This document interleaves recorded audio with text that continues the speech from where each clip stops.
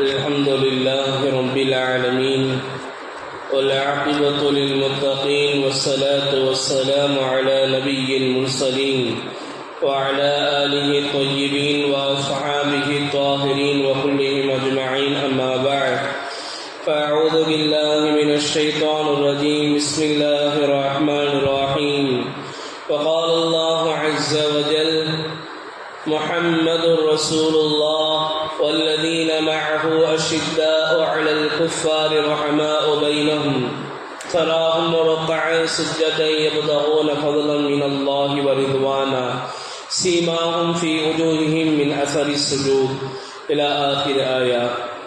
عن أبي سعيد الخدري رضي الله عنه عن النبي صلى الله عليه وسلم أنه قال لا تسبوا أحد من أصحابي فإن أحدكم لو أنفق مثل أحد ذهب ما أدرك مد أحدهم ولا نصيفه متفق عليه.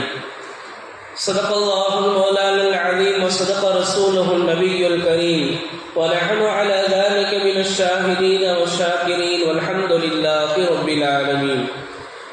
கண்ணியத்திற்கும் மிகுந்த மரியாதைக்கும் உரித்தான் அல்லாஹுவின் நல்லடியார்களே, அல்லாஹுவின் மாபெரும் கிருபையினால் இன்றோடு நாம் 24வது தராவி தொழுகையை முடித்தும் 23வது நோன்பை வைத்தும் இன்றோடு தராவி தொழுகையில் 27 முக்கால் ஜுசுகள் முடிவடைந்திருக்கிறது. அல்ஹம்துலில்லாஹ். மீதமிருக்கக்கூடிய குர்ஆனுடைய வசனத்தை கேட்கக்கூடிய பாக்கியத்தையும் நோன்பை வைக்கக்கூடிய பாக்கியத்தையும் தராவி தொழுகையை தொழக்கூடிய பாக்கியத்தையும் அல்லாஹ் ஜல்ல ஷானஹு தஆலா நம் அனைவர்களுக்கும் தந்தல் புரிவானாக. ஆமீன். கண்ணியத்திற்கும் மிகுந்த மரியாதைக்கும் உரித்தான் அல்லாஹுவின் நல்லடியார்களே, இன்றைக்கு ஓதப்பட்ட வசனங்களில் சூரா ஹதீத் ஓதப்பட்டது. ஹதீத் என்று சொன்னால் இரும்பு என்பதாக அர்த்தம். அல்லாஹு ஜல்ல ஷானஹு தஆலா நாம் தான் இரும்பை இறக்கி வைத்தோம் என்பதாக சொல்கிறான். அதை கடந்து முஜாதலா என்று சொல்லப்படுகிற ஒரு சூரா, அதிலே அல்லாஹு ஜல்ல ஷானஹு தஆலா சஹாபாக்களை பற்றி 2 இடங்களில் சொல்கிறான். ஒன்று, ஒரு பெண்மணியை பற்றி அல்லாஹ் சொல்கிறான். அந்த பெண்மணி தன்னுடைய கணவனுக்காக வேண்டி இறைவனிடத்தில் எப்படி வேண்டினார்கள், அதை அல்லாஹ் எப்படி அங்கீகரித்தான் என்பதை பற்றியும், அதனுடைய கடைசி ஆயத்திலே சஹாபாக்களுடைய ஈமானை பற்றி அவர்கள் கொண்டிருந்த நம்பிக்கை, அல்லாஹ்வுக்காக வேண்டி எதை வேண்டுமானாலும் தியாகம் செய்வார்கள் என்ற ஒரு அல்லாஹ்விடத்தில் இருந்து உண்டான ஒரு சான்றிதழையும் அல்லாஹ் ஜல்ல ஷானஹு தஆலா அந்த சூராவினுடைய கடைசியில் சொல்லுவான். அதற்கு அடுத்த சூறாவிலே அல்லாஹ் ஜல்ல ஷானஹு தஆலா ஒரு சஹாபியை பற்றி சொல்லி வருவான். அந்த சஹாபி அவருக்கு எவ்வளவுதான் தேவைகள் இருந்தாலும் கூட தன்னுடைய தேவையை பிற்படுத்தி அடுத்தவர்களுடைய தேவையை முற்படுத்துவார்கள் என்பதாக இப்படிப்பட்ட சில ஆயத்துகளின் மூலமாக இங்கே சஹாபாக்களை பற்றி அல்லாஹ் சொல்லி வருகிறான். சரி, இந்த இடங்களில் மட்டும்தான் அல்லாஹ் தஆலா சஹாபாக்களை சொல்லியிருக்கிறானா என்பதாக பார்ப்போமேயானால், குர்ஆனில் ஏறத்தாழ 99 இடங்களில் அல்லாஹ் ஜல்ல ஷானஹு தஆலா சஹாபாக்களை பற்றி சொல்கிறான். அவர்கள் எப்படிப்பட்டவர்கள், அவர்கள் எப்படி சிறந்தவர்கள், நாம் சஹாபாக்களை நாங்கள் நேசிக்க வேண்டும். சஹாபாக்களை நேசிப்பது இருக்கிறதே, அது ஈமானுடைய மிக முக்கியமான ஒரு அங்கமாக இருக்கிறது. ஏன் சஹாபாக்களை நேசிக்க வேண்டும்? சஹாபாக்கள் எல்லாமே நபி ஸல்லல்லாஹு அலைஹி வஸல்லம் அவர்களை நேசித்தார்கள். எல்லா நிலைகளிலும் நேசித்தார்கள்.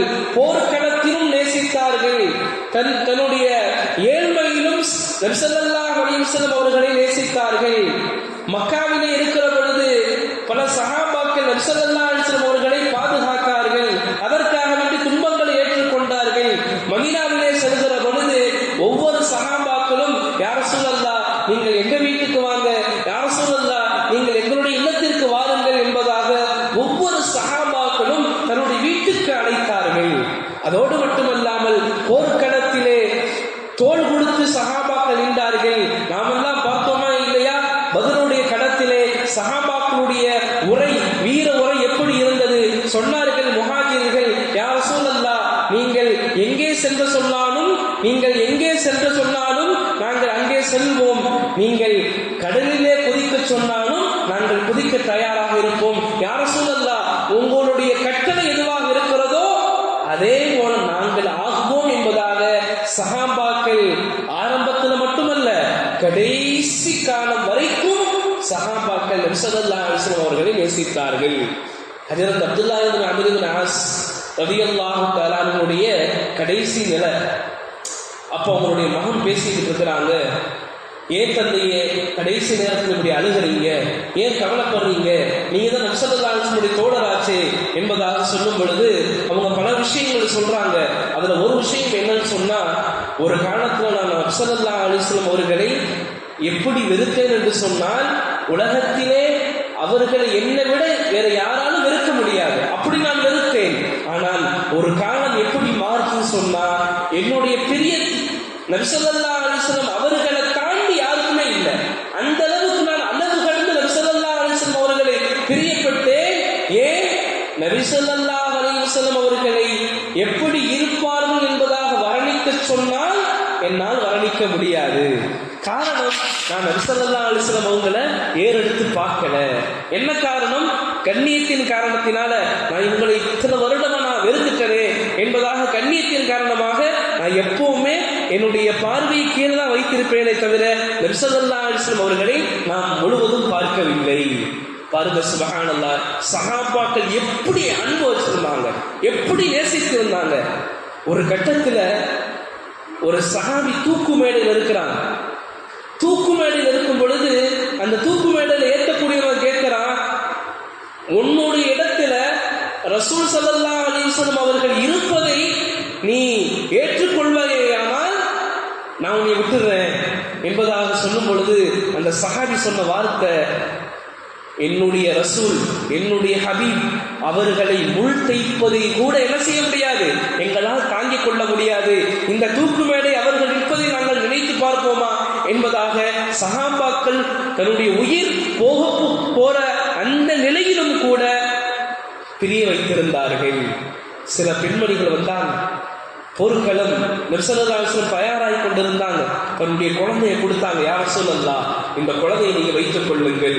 காரணம், எதிரிகளுடைய அம்பு உங்களை தாக்க வரும் என்று சொன்னால் என்னுடைய இந்த பச்சிலம் குழந்தையை கையில் வைத்துக் கொண்டு அதை நீங்கள் கேடயமாக பயன்படுத்துங்கள் என்பதாக தான் பெற்று 10 மாதங்கள் சுமந்து பெற்ற குழந்தையை நபி ஸல்லல்லாஹு அலைஹி வஸல்லம் அவருடைய உயிருக்கு அரணாக கொடுத்தார்கள் என்று சொன்னால், சஹாபாக ஆண்கள் மட்டுமல்ல சஹாபா பெண்மணிகளும் நபி ஸல்லல்லாஹு அலைஹி வஸல்லம் அவர்களை நேசித்திருந்தார்கள்.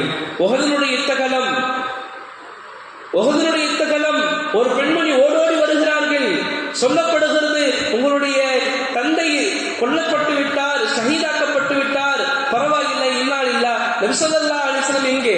ஓடோடி வருகிறார்கள். அவர்கள் சொல்லப்படுகிறது, உங்களுடைய கணவர் ஷஹீதாக்கப்பட்டு விட்டார், இன்னால் இல்லா, நபி ஸல்லல்லாஹு அலைஹி வஸல்லம் எங்கே இருக்கிறார்கள்? பிறகு வந்தார்கள், சொல்லப்பட்டது, உங்களுடைய சகோதரர்கள் ஷஹீதாக்கப்பட்டார்கள், இன்னால் இல்லா, நபி ஸல்லல்லாஹு அலைஹி வஸல்லம் எப்படி இருக்கிறார்கள்? சொல்லப்பட்டது, உங்களுடைய குழந்தைகள், உங்களுடைய மகன்கள் ஷஹீதாகிவிட்டார்கள், இன்னால் இல்லா, நபி ஸல்லல்லாஹு அலைஹி வஸல்லம் அவர்கள் எப்படி இருக்கிறார்கள்? நபியை பார்த்த பிறகுதான் சொன்னார்கள் அந்த பெண்மணி, யா ரசூலல்லாஹ், என்னுடைய தந்தை, என்னுடைய கணவர், என்னுடைய சகோதரன், என்னுடைய பிள்ளை எல்லாரும் ஷஹீதாகிவிட்டார்கள், இருந்தாலும் கூட உங்களை பார்த்த பிறகுதான் என்னுடைய உள்ளம் சார்ந்தம் அடைகிறது யா ரசூலல்லாஹ் என்பதாக நபியிடத்திலே பணிவாக சொன்னார்கள். என்று சொன்னால் சஹாபா ஆண்களும் சஹாபா பெண்களும் எவ்வளவு நபி ஸல்லல்லாஹு அலைஹி வஸல்லம் இடத்திலே அன்பு வைத்திருந்தார்கள். இந்த ஒரு விஷயம் போதும் நாங்கள் சஹாபாக்களை நேசிப்பதற்கு. எப்பேற்பட்ட தரஜாவை அடைந்தார்கள். நாம உலகத்துல கோடான கோடி தங்க கிலோக்களை கொடுத்தாலும் கூட ஒரு சஹாபியினுடைய அந்தஸ்தை கூட எங்களால் அடைந்து கொள்ள முடியாது. காரணம், அவர்கள் நபி ஸல்லல்லாஹு அலைஹி வஸல்லம் அவர்களை நேராக பார்த்தார்கள், நேராக பார்த்து சுஹபத்திலே கழித்தார்கள். அதன் காரணத்தினால் உலகத்திலே வேறு யாராலும் இனி அடைய முடியாத ஒரு அந்தஸ்தை தான் சஹாபாக்கள் அடைந்தார்கள். அல்லாஹு ஜல்ல ஷானஹு தஆலா குர்ஆனிலே பல இடங்களில் அவர்கள் சம்பந்தமாக பல ஆயத்துக்களை இறக்கி வைத்திருக்கிறான். சில பெண்மணிகளின் மூலமாகவும் சில ஆண்களுக்காக வேண்டியும் ஏறத்தாழ குர்ஆனில் 21 ஆயத்துகள் உமர் ரலியல்லாஹு தஆலா அன்ஹு அவர்களுடைய அபிப்பிராயத்தின் பேரிலே இறங்கப்பட்ட ஆயத்துகள். இன்னைக்கு ஹிஜாப் போடுறாங்களா இல்லையா பெண்கள்? உமர் ரலியல்லாஹு அன்ஹு தான் கவலைப்பட்டாங்க, யா ரசூலல்லாஹ், உங்களை பார்க்க நல்லவங்களும் வர்றாங்க, தீயவங்களும் வர்றாங்க, உங்களுடைய பெண்கள் பர்தா இல்லாம இருக்கிறாங்க, உங்களுடைய பெண்கள் பர்தாவில் இருந்தா கொஞ்சம் நல்லா இருக்கும் யா ரசூலல்லாஹ் என்பதாக அபிப்பிராயத்தை சொல்றாங்க. அல்லாஹ் தஆலா ஆயத்தை இறக்குறான், வகர்ன ஃபீ புயூதிகுன்ன வலா தபர்ரஜ்ன தபர்ருஜல் ஜாஹிலியத்தில் ஊலா. பெண்களே, நீங்க மடமை காலத்துல சுற்றி திருந்தது போது என்ன செய்யாதீங்க, சுற்றி தெரியாதீர்கள். இன்னொரு ஆயத்துல சொல்றான், குல்லில் முஃமினீன யகுது மின் அப்சாரிஹிம் வயஹ்ஃபது ஃபுரூஜஹும். அது போன்ற அல்லாஹ் ஜல்ல ஷானஹு தஆலா இன்னொரு ஆயத்துல சொல்றான், நபியே, உங்களுடைய மனைவிகள்கிட்ட உங்களுடைய பிள்ளைகள்கிட்ட நீங்க சொல்லுங்க, அவர்கள் தங்களை பர்தாவுக்குள்ள ஆக்கிக் கொள்ளட்டும் என்பதாக நபி ஸல்லல்லாஹு அலைஹி வஸல்லம் அவர்களுக்கு அல்லாஹ் தஆலா ஆயத்தை இறக்குறான். காரணம் உமர் ரலியல்லாஹு தஆலாவுடைய அபிப்பிராயத்தின் பேரில். இன்னும் 20 விஷயங்கள் இருக்கிறது. அதோடு மட்டுமல்லாமல் நாங்கள் எல்லாம் எதிர்பார்க்கிற லைலத்துல் கத்ர், நபி ஸல்லல்லாஹு அலைஹி வஸல்லம் சொன்னாங்க, அதாவது முன்னாடி வாழ்ந்த நபிமார்கள் அவங்க என்ன சொன்னாங்கன்னா, 80 ஆண்டுகள் இமாம் அய்யூப் அலைஹிஸ்ஸலாத்து வஸ்ஸலாம், ஜக்கரியா அலைஹிஸ்ஸலாத்து வஸ்ஸலாம், இஸ்கீல் அலைஹிஸ்ஸலாத்து வஸ்ஸலாம், யூஷா பின் நூன் அலைஹிஸ்ஸலாத்து வஸ்ஸலாம், இந்த 4 நபிமார்களும் 80 வருடங்கள் எந்த விதமான தொடர்பும் இல்லாமல், எந்த விஷயங்களும் இல்லாமல் அல்லாஹ் ஜல்ல ஷானஹு தஆலாவை வணங்குவதில் மட்டும் தன்னுடைய நேரத்தை கழித்தார்கள் என்பதாக சொல்லுகிற பொழுது, இப்ப சஹாபாக்கள் எல்லாம் நினைக்கிறாங்க, நம்மளும் அப்படி அமல் செய்ய முடியாதா? 80 வருடங்கள் அவங்களாம் அமல் செய்யறாங்களே, நமக்கு அப்படி வாய்ப்பு கிடைக்காதா? ஏன், நம்மளுடைய வயசே 60-70 தான். அதுல குடும்பத்தை பார்க்கணும், வியாபாரத்தை பார்க்கணும், பிரச்சனைகளை பார்க்கணும், நோய் வந்து அதையும் பார்க்கணும், நிறைய விஷயங்கள் இருக்குது.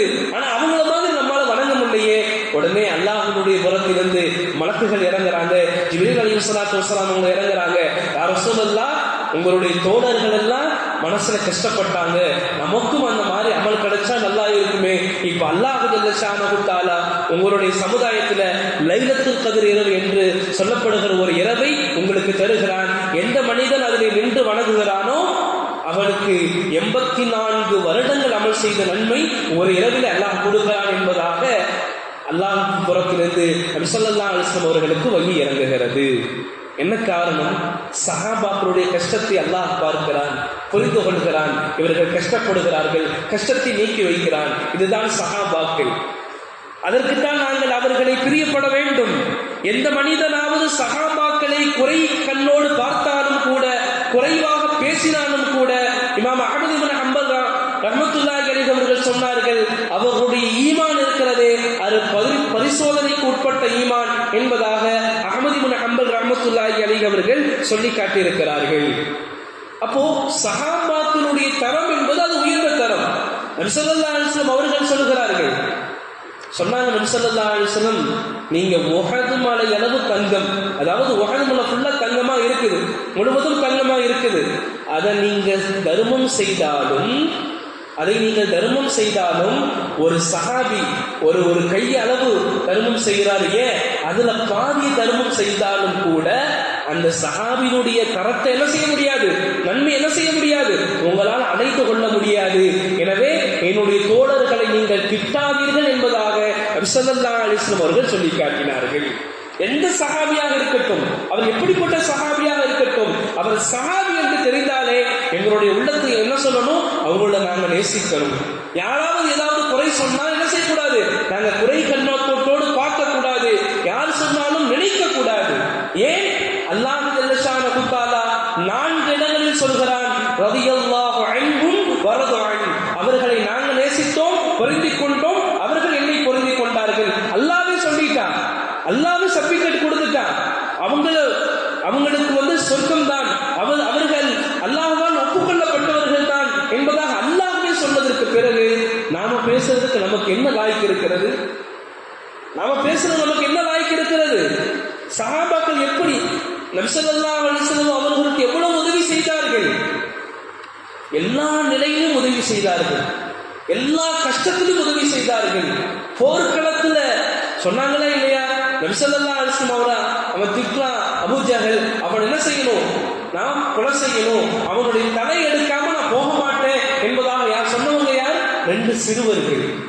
அதுல ஒருத்தர் கை போயிருச்சு, அதை அவர் பொருட்படுத்தல, அதை பின்னாடி போட்டு என்ன செய்யறாரு, அபூ ஜஹல் வெட்டியா ஆகணும். காரணம் என்ன? அவன் நபி ஸல்லல்லாஹு அலைஹி வஸல்லம் அவர்களை திட்டுகிறான். அப்ப சஹாபாக்கள் நபியை நேசித்தார்கள்.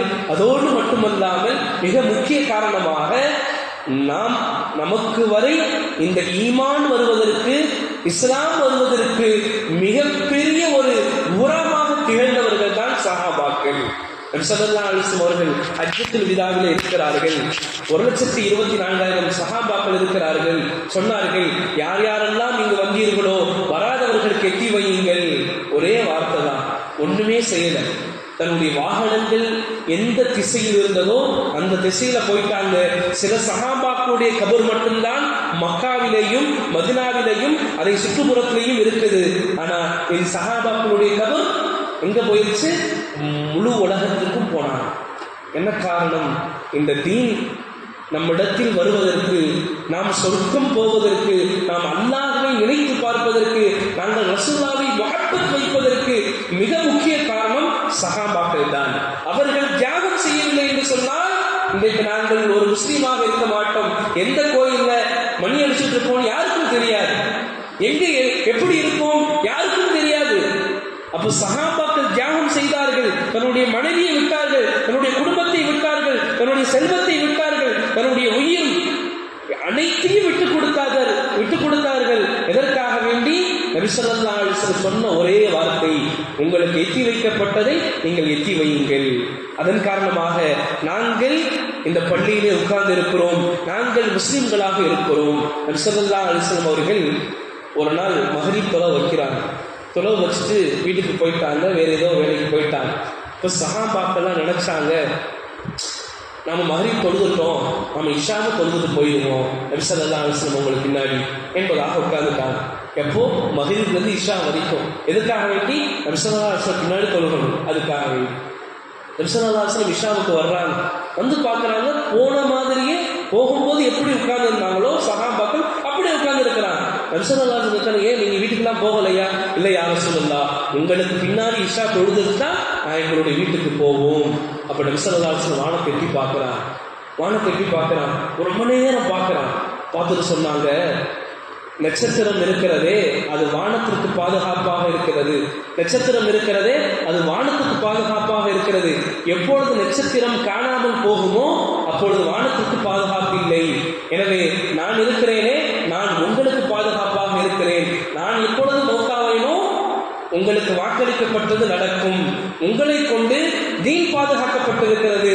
நீங்கள் எப்பொழுது இறந்து போவீர்களோ அப்ப தீனும் அதற்கு என்ன வாக்களிக்கப்பட்டதோ, இந்த உம்மத்திற்கு என்ன வாக்களிக்கப்பட்டதோ அது நடக்கும் என்பதாக நபி ஸல்லல்லாஹு அலைஹி வஸல்லம் அவர்கள் சொல்லி காட்டினார்கள். அப்போ தீன் இருக்கிறதே அது சஹாபாக்களால் பாதுகாக்கப்பட்டது. இன்று வரைக்கும் நம்மிடத்தில் அந்த குர்ஆன் திகழ்கிறது என்று சொன்னால், ஹதீஸ் திகழ்கிறது என்று சொன்னால் அது சஹாபாக்கள் செய்த மிகப்பெரிய ஒரு தியாகம் தான். எனவே நாம் சஹாபாக்களை நேசிப்போம், நம்முடைய உயிருக்கு உயிராக சஹாபாக்களை நேசிப்போம், நபி ஸல்லல்லாஹு அலைஹி வஸல்லம் அவர்களை நேசிப்போம். இன்ஷா அல்லாஹ் வல்ல அல்லாஹ் ஜல்ல ஷானஹு தஆலா அவருடைய கூட்டத்திலே நம் அனைவரையும் ஆக்கி அருள்வானாக. ஆமீன். வ ஆகிர் தஅவானா அல்ஹம்துலில்லாஹி ரப்பில் ஆலமீன். அஸ்ஸலாமு அலைக்கும் வ ரஹ்மத்துல்லாஹி வ பரகாத்துஹு.